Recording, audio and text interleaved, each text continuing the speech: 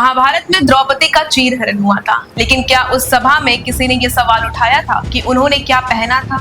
नहीं, क्योंकि उस दिन समस्या उनके वस्त्रों में नहीं थी, समस्या उन लोगों की सोच में थी जिन्होंने एक स्त्री का सम्मान करना छोड़ दिया था। और यहीं से एक सवाल खड़ा होता है, जब हम देवियों को शक्ति, साहस, ज्ञान और सम्मान का स्वरूप मानकर सिर झुकाते हैं, तो क्या हमने कभी उनके सम्मान करने की वजह वस्त्र समझा है? प्राचीन मूर्ति और कलाकृतियों को देखिए, वहां वस्त्रों की शैली आज से अलग दिखाई देती है, क्योंकि हर युग का पहनावा, हर युग की संस्कृति और हर युग की जीवन शैली अलग होती है। लेकिन कभी किसी देवी की महानता उनके वस्त्रों से नहीं मापी गई। उनकी महानता उनके त्याग से मापी गई है, उनके साहस से मापी गई है, उनकी शक्ति, उनके गुण से मापी गई है। फिर सवाल ये है, जब सम्मान का आधार गुण और चरित्र है, तो आज एक साधारण लड़की को उसके कपड़ों के आधार पर कैसे परखा जाता है? अगर किसी देवी का सम्मान उनके वस्त्रों से कम या ज्यादा नहीं होता, तो किसी लड़की का सम्मान उसके पहनावे से कम या ज्यादा कैसे हो सकता है? आज भी कई लड़कियां शॉर्ट्स पहन ले तो संस्कारों की बात शुरू हो जाती है।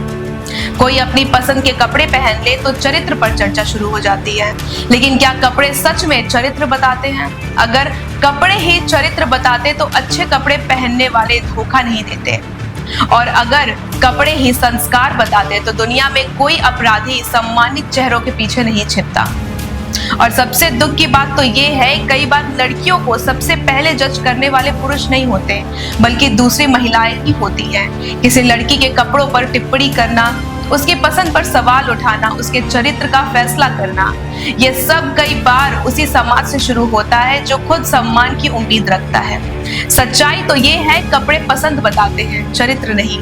कपड़े फैशन बताते हैं, संस्कार नहीं। कपड़े शरीर को ढकते हैं, इरादों को नहीं। किसी लड़की की पहचान उसके कपड़ों से नहीं, उसके व्यवहार से होता है, उसकी सोच से होता है, उसके संघर्ष से होता है, उसके कर्मों से होता है। क्योंकि सच यही है, सम्मान कपड़ों से नहीं कमाया जाता और न ही कपड़ों से खोया जाता है। सम्मान इंसान के चरित्र से मिलता है, उसके व्यवहार से मिलता है, उसके कर्मों से मिलता है।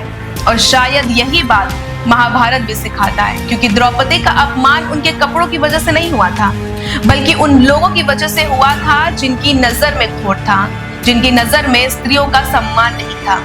समस्या कपड़ों में नहीं, अक्सर देखने वालों की नजर में होती है, अक्सर देखने वालों की सोच में होती है।